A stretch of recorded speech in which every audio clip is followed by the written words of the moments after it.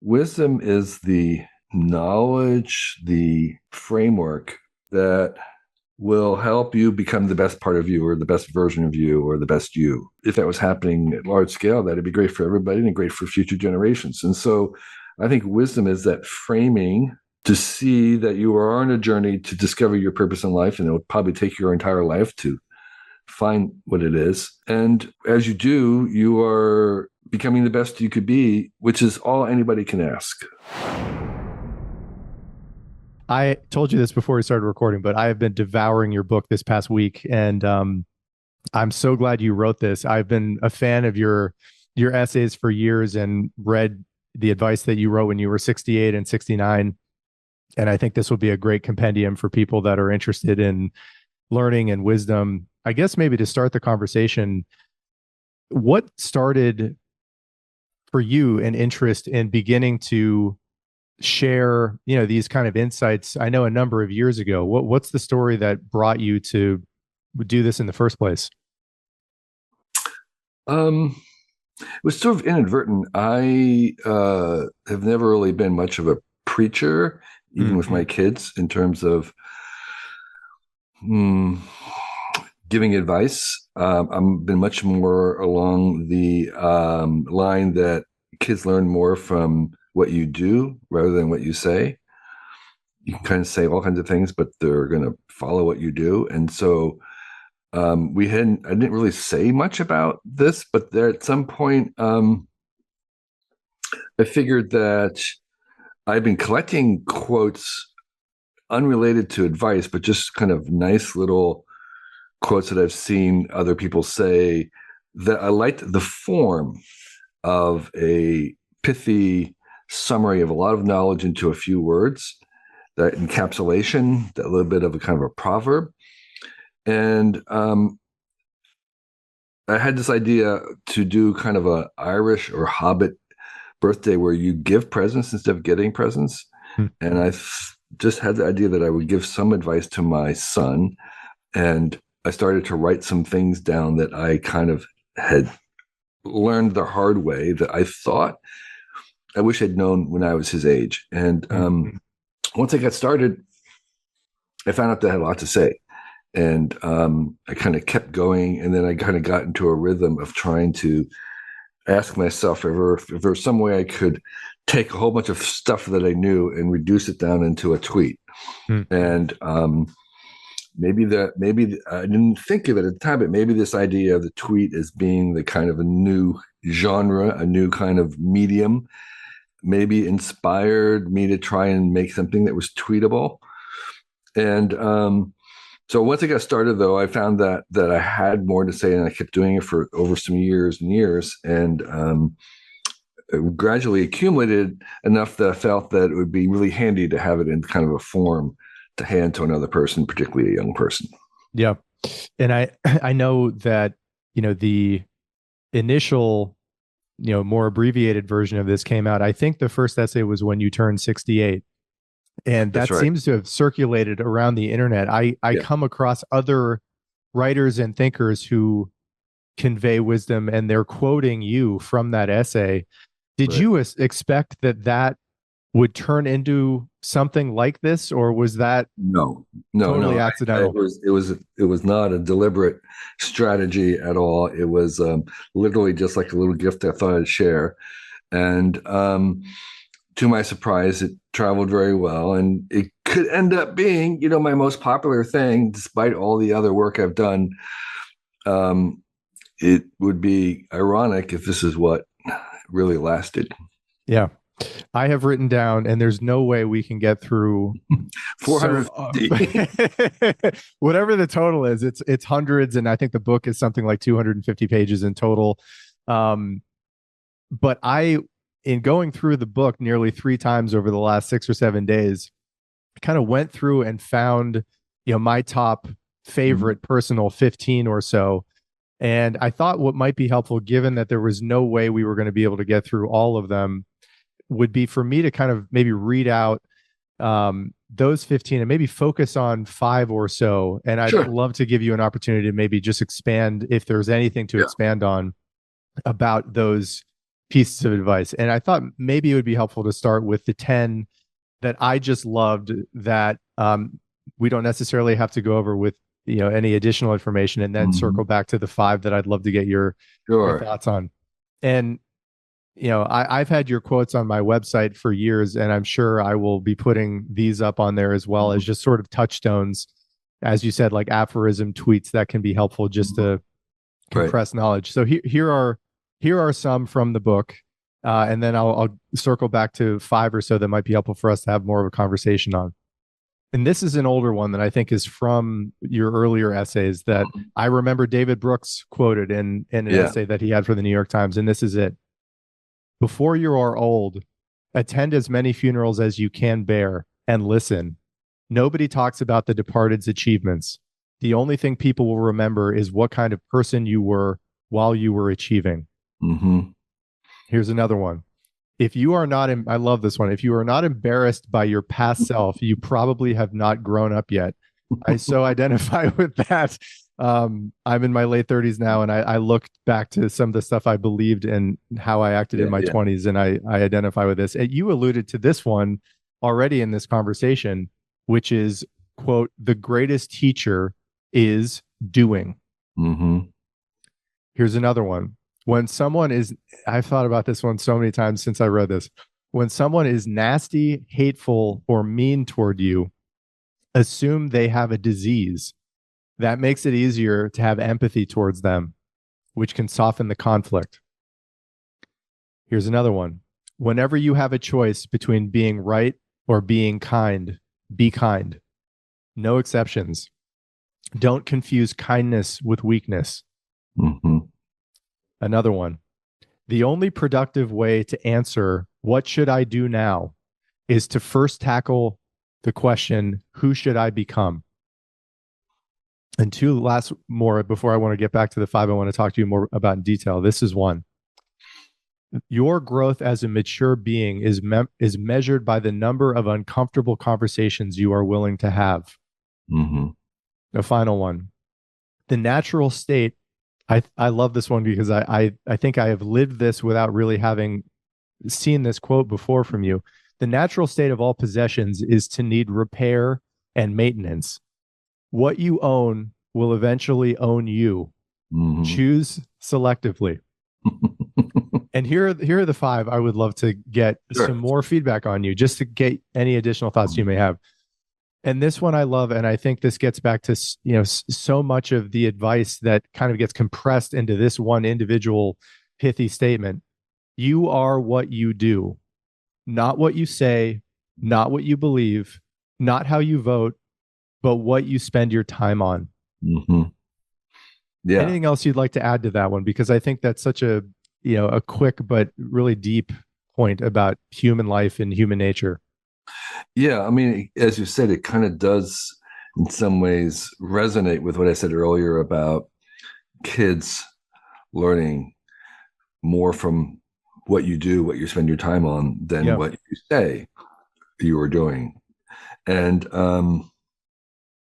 it's not unrelated to the famous adage of be the change you want to see in the world. There is again this idea of acting out the the virtues rather than just announcing them or saying them or believing them. And so it's much harder to affect change that way.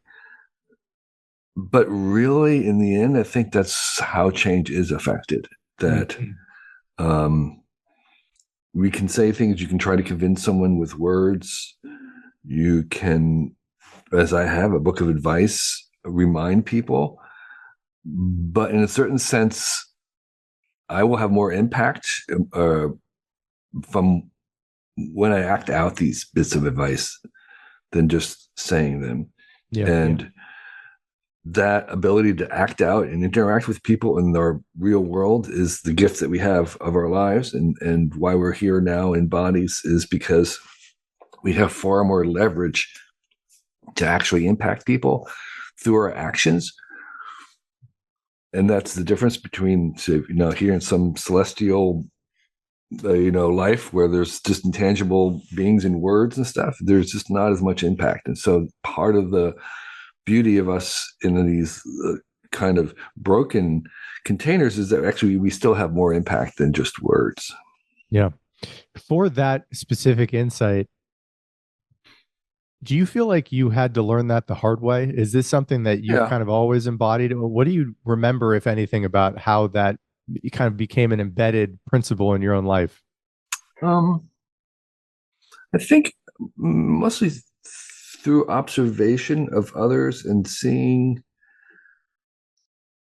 when people were being effective in their stuff. It doesn't mean you can't say things or do things, but it means that when you do say something, your actions have to be aligned with it in order for it to really have effect. Yeah. And so I guess there was seeing the times when there was a discontinuity or disjunction between someone's behavior and what they were saying and how that kind of maybe undermined what they were trying to do. And so I think also maybe my parents were much more of non-preaching, non-advising type of people. And I learned a lot from observing them and how they went about, which was to be and do rather than say Hmm. and declare.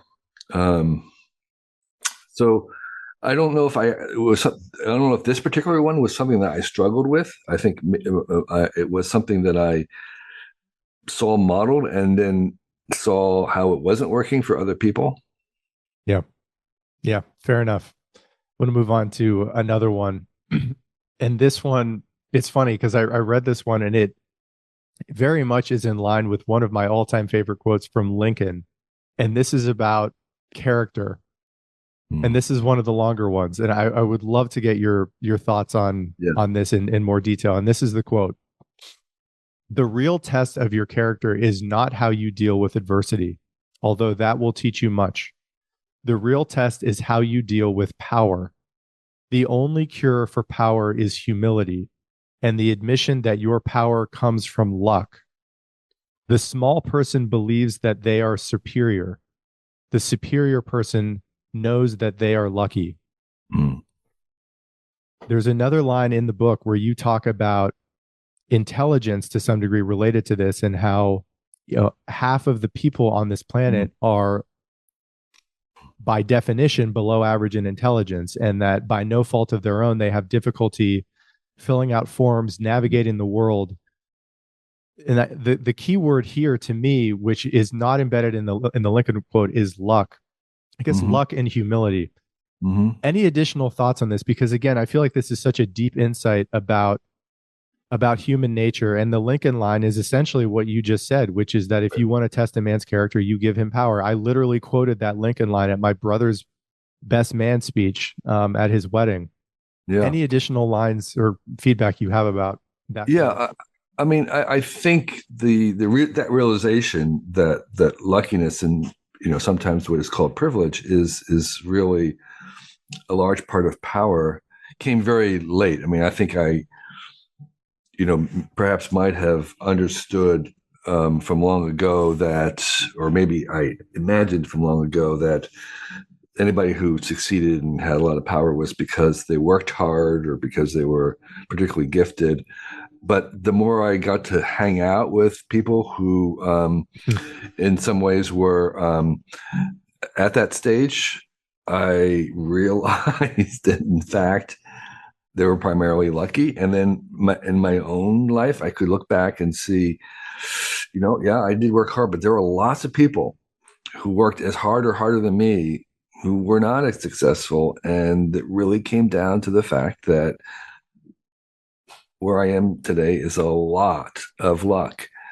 That was late in coming, in kind of my realization of that. But the more I looked at it, the more convinced I became that it was really true. And then again, as I got the privilege of hanging around with people who also had some power, there were some of them who understood the same thing and who recognized that. And I found that those who were able to acknowledge and incorporate that realization, we're much better people Mm. and much more happier and much more powerful in a certain sense because they understood that. And there were some who simply did not see that at all. And I didn't find their lives very admirable Yeah. whatsoever. So that's what I came from. And it's funny because it seems like as you gain power, the ego wants to believe that you are superior and that, what the That was benefits all and through your efforts, right? That it was that it entirely was.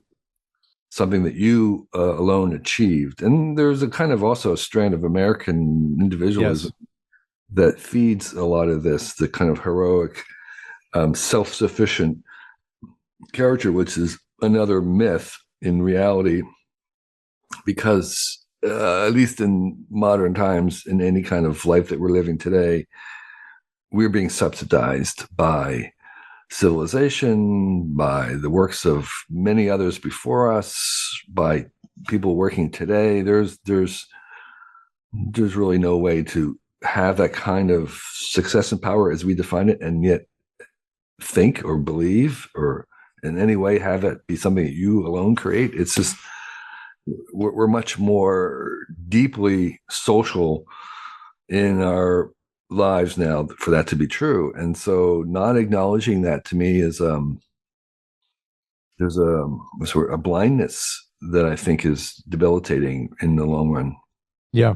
And for people who hear that line and your feedback on that line, who do have some power or are growing in their power, who are finding it difficult to keep, that their sense of superiority or their ego in check, Mhm. what's the best way, or how have you found it to be helpful with people you admire who seem to be able to, quell that that ego, the sense that they have really earned this, that it's a right that they have achieved.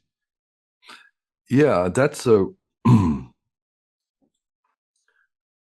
if someone's come that far along, undoing that's going to be a big project.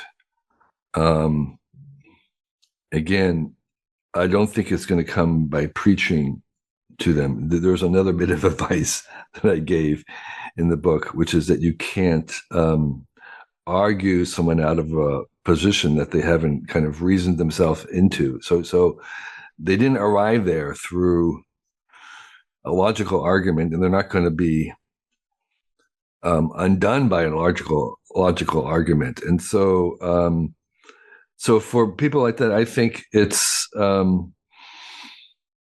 again, I think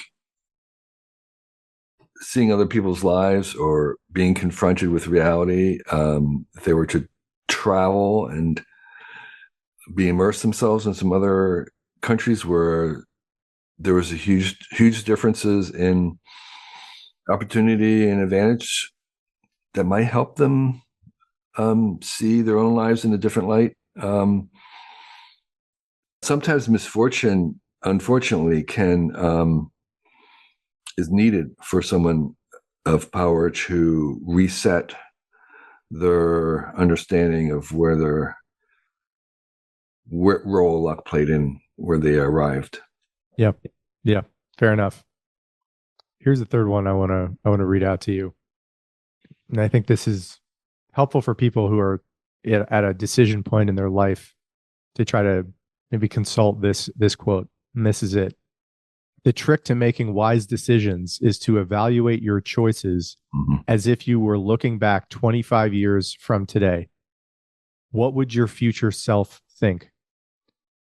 I don't know if you have, kind of consulted that idea at points in your life, but this was definitely one that I also wanted to get your thoughts on in terms of, wisdom, which is a lot of what the book really, I think, is about, Sure. is trying to convey some wisdom to help people in their life. But any feedback or additional, context or commentary you might have on that one, I'd love to hear. So this is a trick that a lot of I don't know if they call them psychologists talk about, and it's called self-distancing.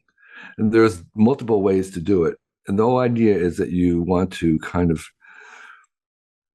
remove yourself, distance yourself, and look at yourself from the outside a little bit to help you see reality, to again work on this issue of your ego. And one of the ways to self-distance is to to see yourself in from the future point of view and looking back. Another one is to ask, what would so and so do in my position right now? Or another one is, I'm advising someone else. I'm going to advise someone who's in my position of what to do. And again, you're kind of taking yourself out of your current head and you're trying to get in a different head outside. And that distancing is very, very powerful. And one of those distancings that I think is the most useful is this future self distancing, where you're looking back for several reasons. One is because I think it does encourage long-term thinking and generational thinking. You're able to kind of get a different scale, in addition to the fact that it's also self-distancing and outside of your current head. And I use that trying to imagine, looking back, that kind of reverse thinking of what would I think? What would I say, from someone 20 years from now, for me right now, what, you should do X. And that is, I think, a very handy trick to help you think laterally, think differently, and importantly, diffuse the urgency, which is another thing I try to talk about, overcoming urgency, and take a more relaxed, longer view. Yeah. Yeah. Fair enough. Here's the fourth one I wanted to read out. And this, again, like a lot of my favorite quotes that you have in here, it harkens back to other, lines that are kind of rhyme with this or are close cousins of this or have some themes that I've heard before. And this is it. 3 things you need: the ability to not give up something till it works, the ability to give up something that does not work, and the trust in other people to help you distinguish between the two. Yeah. This reminds me, go ahead. No. Yeah. So I just saw a little tweet the other day of someone saying, it's okay to be discouraged, but it's not okay to quit. And someone else replied, no, it's okay to quit. It's just not okay to be discouraged. And my view is, no, yeah, sometimes you want to be, sometimes you want to quit, and sometimes it's okay to be discouraged, but you want help in discerning when that is. And the point of this is that we need other people. We need people in our lives. We need friends. We need family. We need customers. We need clients. We need people around us to help us live our lives to their best. It's not a solo project. It's not something that we do on our own. It's our responsibility, but it's not our task alone. We need those around us to help guide us.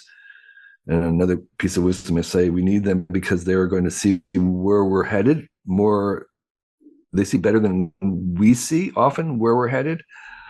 And so the point of this is that we really do. Then that's why we're in this kind of arrangement of a world with lots of people around us, is because they are an instrumental part of our movie. They're not just extras. The people in our lives, they are essential to our becoming our best. And that was the point of this one was, sometimes you need to stick with it and never give up. And sometimes you have to give up and move on. And you need other people to help you see that.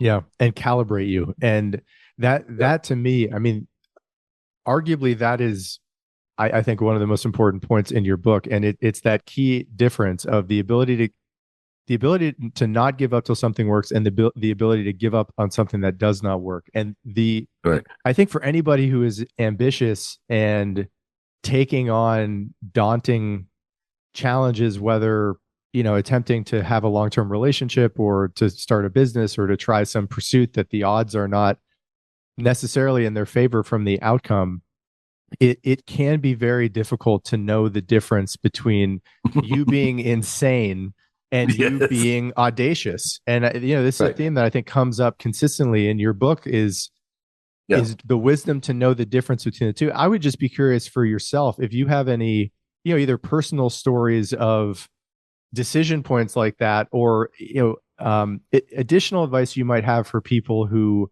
are the strivers, are really, they want to live a big and meaningful life, Mhm. and that's going to mean, it's another line that I didn't include in my quotes that I read out, which is something like, if you're not falling on your face every once in a Yeah. while, you're essentially just coasting. Right. And you know I'd love to just give you a chance to add anything else to that, of like ways in which you can know, maybe it's taking your own perspective and then having this kind of tribe around you of trusted long-term friends and family to help be your kind of individual board of directors to help you at major decision points, whether to give up on a project or endure. Anything else you have to, add to something like that to, increase the wisdom there to be able Yeah. to tell Yeah. the difference between the two? I would say, first of all, that this is a very difficult thing to do, and Yeah. that even when we make these decisions, we may not even know for a long time, even whether it was a correct decision. I'm reminded of movie making, and it's really weird because everybody in the movie business will tell you the same thing: is that you can have a fantastic script and it can have fantastic actors and you can have fantastic everybody, and still the movie doesn't work, and vice versa. And so it's like um, it's very hard to tell when something's not working or working and what it might need to actually work. And in the end, we may not actually know.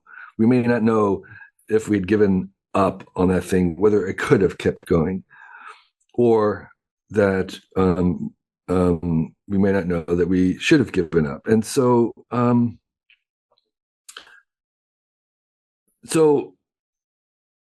we can have people help us to navigate that, but I don't think we're ever going to come up with a foolproof method.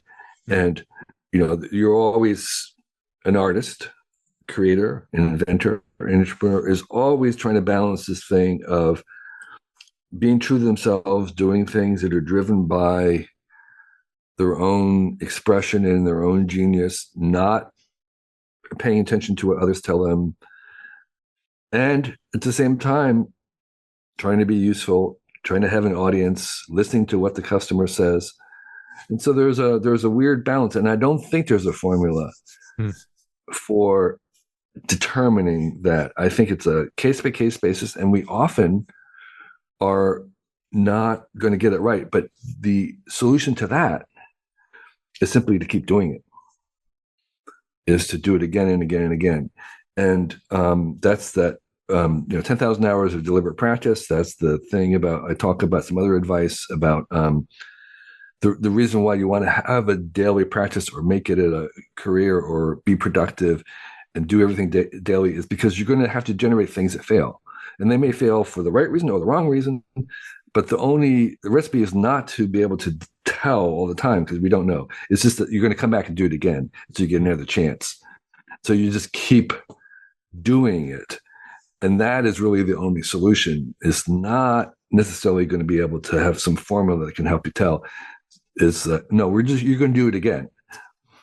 Yeah. And that is another theme that comes up in your book that we haven't really touched on, which is the power of, we talked about long-term thinking, but the power of daily habits. And you just said Right. 10,000 hours. And I've heard Naval Ravikant say that, it's often 10,000 hours. It's also 10,000 iterations, which is Yeah. something that you kind of touch on indirectly, of making small incremental change over a long time. And I think for people who are creative and have a burning desire that they just can't kind of take that out of their personality to create, I think your point, Mm-hmm. if I'm reading you and hearing you correctly, is to um, honor that and be willing to put out a lot of content. And this is another theme you talked about in your book, is that, you know, not having really a master plan. You often, there's something very Nassim Taleb about this, of it's very difficult to know what will work in the world.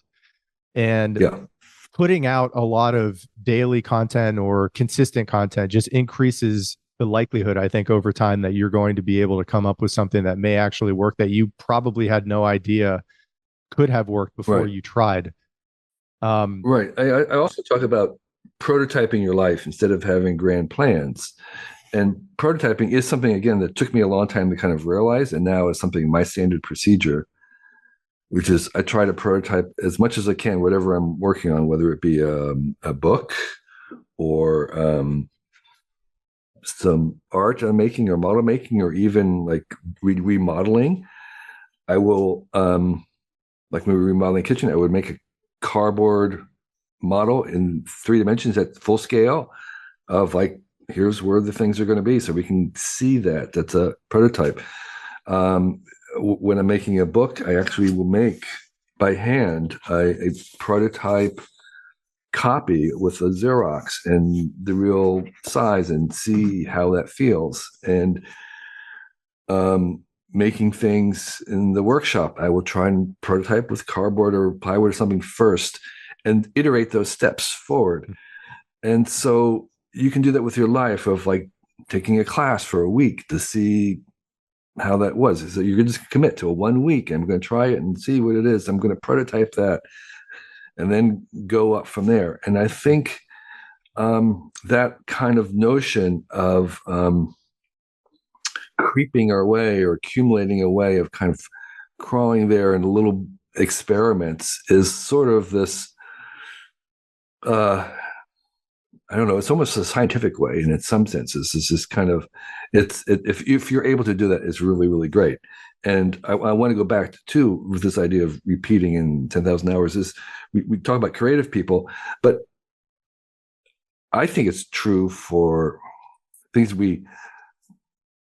things like, you might be a craftsman, like a cabinet maker or whatever, and you're just going to keep making cabinets, and each time you make the cabinets is another opportunity for you to get a little tiny better and do it a little bit better. Whether you're X-ray a doctor doing radiology, you can kind of keep improving that diagnosis a little bit better. So we may not say that's a kind of a creative thing, but it is a kind of a creativity. But the point is that we can, no matter what we're doing, the iteration aspect of it allows us to grow, that there's growth potential, improvement. And one of the things I would say is that, I think I said it in the book, there's no limit to better. yeah.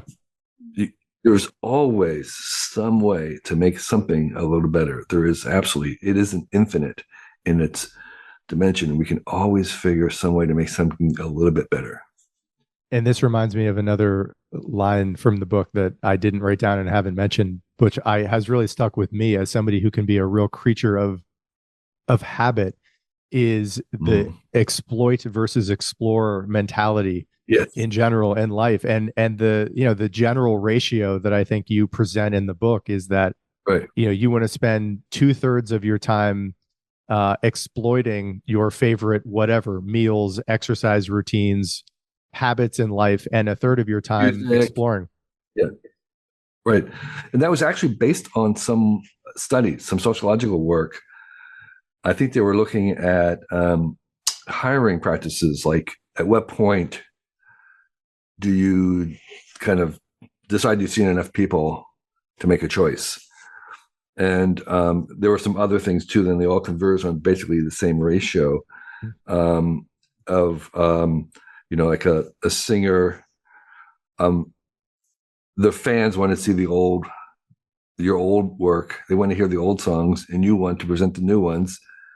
Well, 1/3 old, 2/3 new. That seems to work. And so there's lots of ways in which that kind of ratio is expressed, where you are trying to maximize and optimize the good stuff. Why not get the things that you love, that you know are excellent, and keep doing it versus taking a chance with something new that could go wrong, that could be terrible and maybe unsatisfying.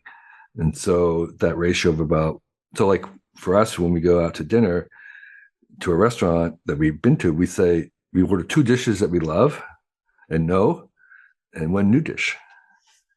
And that's how you keep going. Yeah.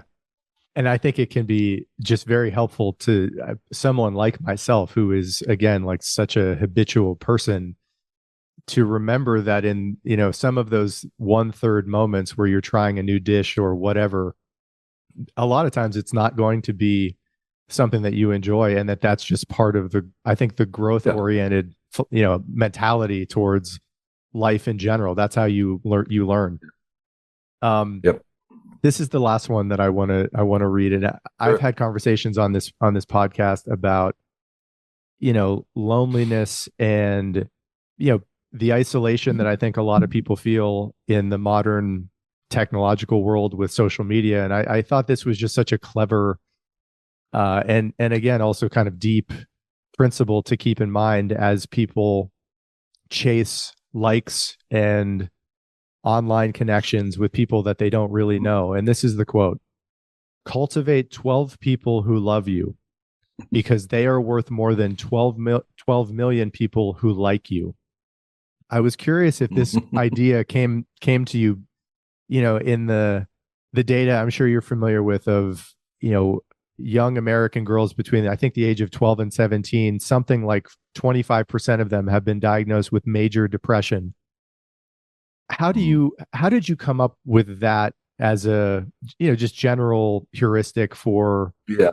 people, if that's a modern take on the world you look around and see, or if that's something you've kind of always believed? I think I have to confess it's a little flippant, and it is based on the kind of striving for likes Mm, and my own experience. There was a time when there was another social media platform called Google Plus, mm, and which was Google's answer. And for some weird reason, because I was early there, I had 1 million followers on Google Plus. And in thinking about it, it was like, what do I get out of that? It was like, there's no, there's nothing really there. I can brag about it, but it's not going to get me through a dark night. They're not going to get me out of jail. They're not going to pick me up at the airport. It's like, mm, it's an empty kind of adoration. And so that was just my own experience. Was like, yeah, I mean, I could have 12 million. It just wouldn't be anywhere near what having one person who was truly, truly your friend, basically. And so that was a little bit of kind of a swipe, so to speak, at the social media platforms. But it's also it also means that I think it would be true even if it wasn't about the social media. Just saying that having people like you is different than having people love you, or trying to, and vice versa, just kind of working towards that. There's a very different um, there's a very different dynamic going on, in that you really want to be focusing on the love part rather than just having people like you. yeah. Yeah. I completely agree with that. And I think that can be lost in our culture in terms of what people are ambitious for in the first place. There are a few more things. I think the thing that I do want to say, and that is that those people who do have very high count numbers, it often does not equate into money, and it doesn't really improve their lives really that much. Hmm. So it's not just that it's better to that there is kind of and if we have inflated expectations of what that might mean, is all I'm trying Mhm. to say as well. And I think that dovetails into another line from the book, right? That I think the exact quote is something like, "You really don't want to be famous. Read Yes. any biography of any famous person." Yes. I'm just shocked that anybody wants to be famous because there's very little good about it. Yeah.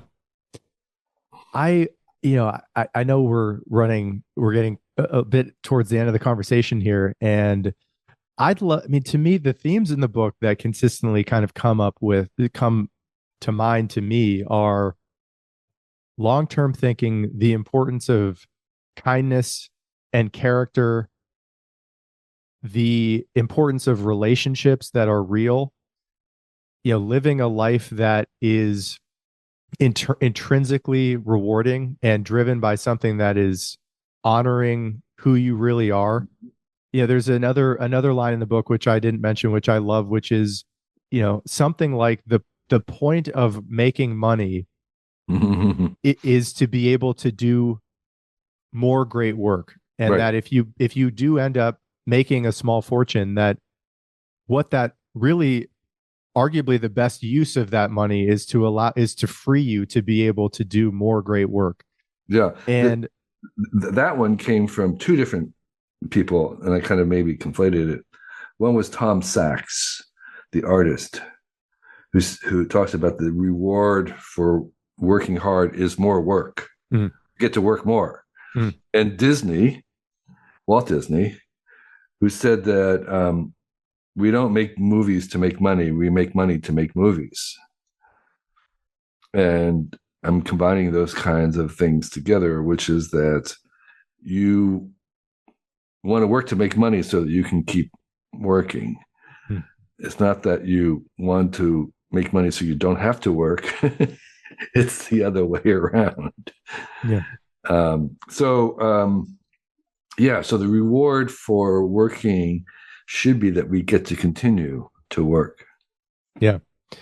And I'd be remiss if I didn't ask you, because I think probably at this point in your life, you do have a level of autonomy that most people kind of dream of, that creators would love to have. And to you, what is a perfect day look like to you? What kind of habits and what lifestyle do you enjoy at this point in your life on a day-to-day, basis?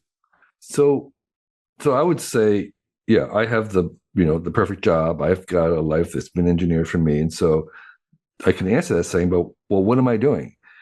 Well, what I decided to do was to, do 100 different podcasts and talk to people like yourself about these kinds of things. And that's my answer. My answer is that uh, nothing gives me joy as right now as much as talking about these kinds of bits of advice or other things. It could be AI and whatnot. But I really enjoyed this diversity of people that I meet.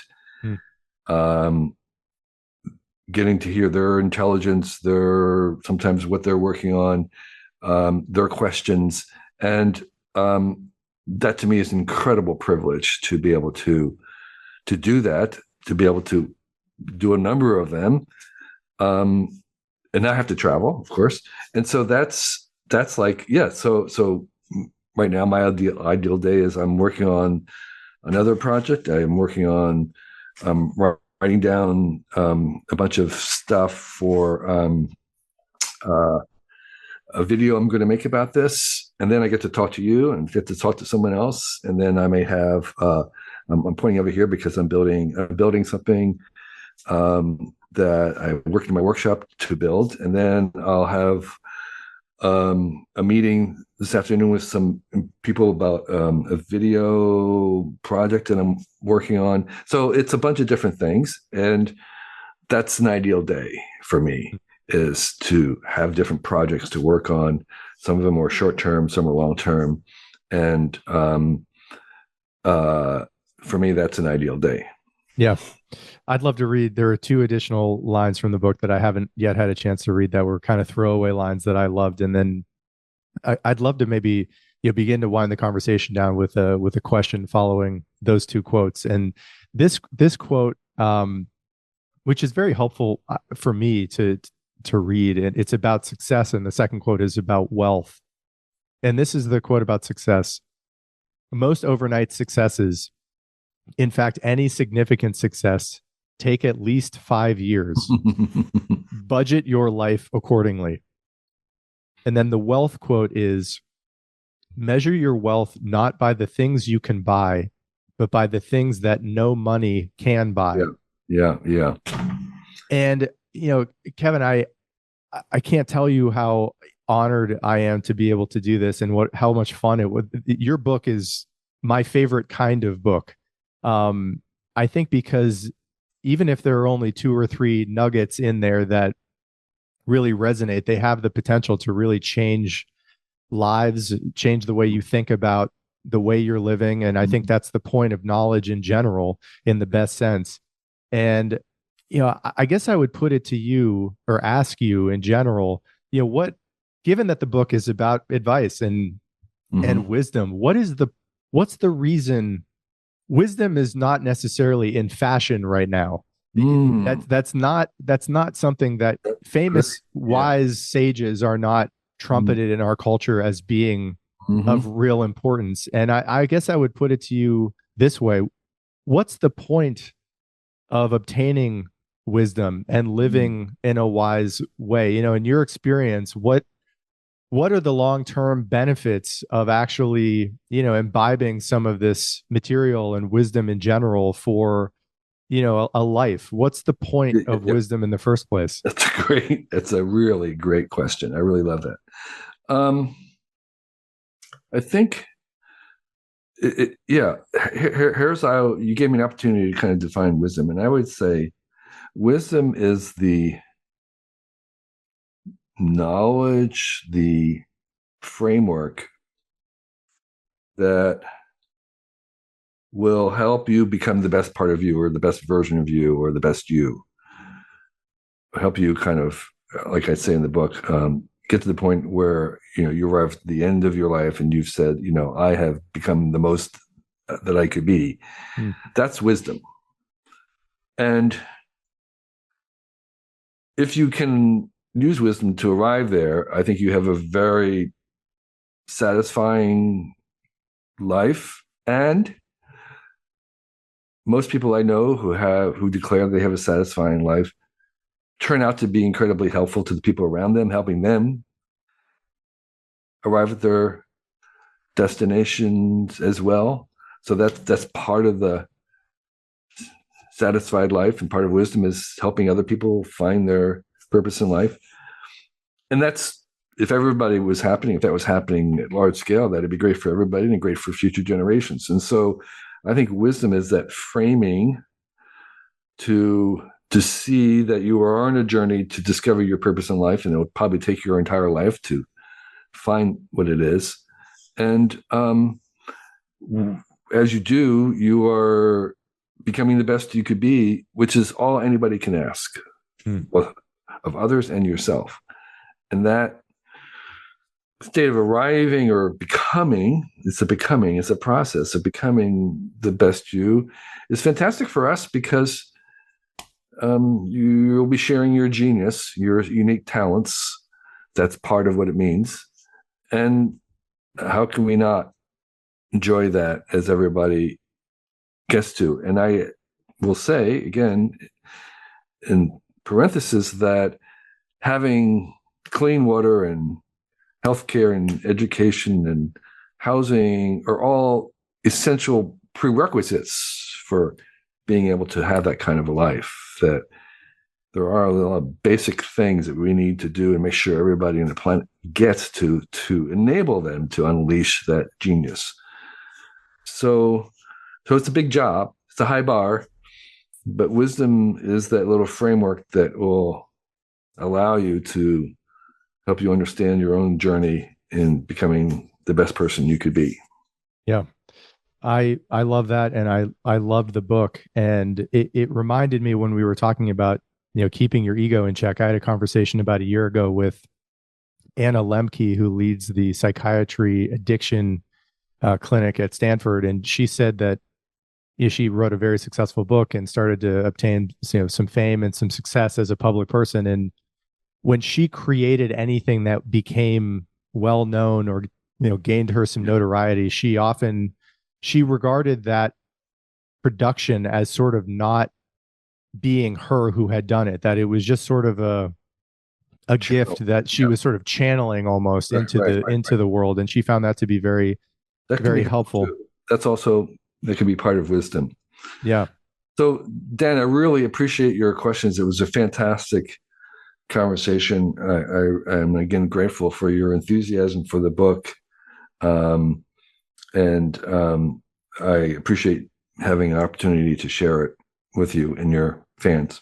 Thank you, Kevin. This is an honor. And I think in a secular age, this kind of wisdom and knowledge is extremely useful to a lot of people. And I hope the book absolutely kills it. It's an honor to do this and wonderful to meet you. And thank you for taking the time that you did for making the book. I certainly got a lot out of it. You're very welcome.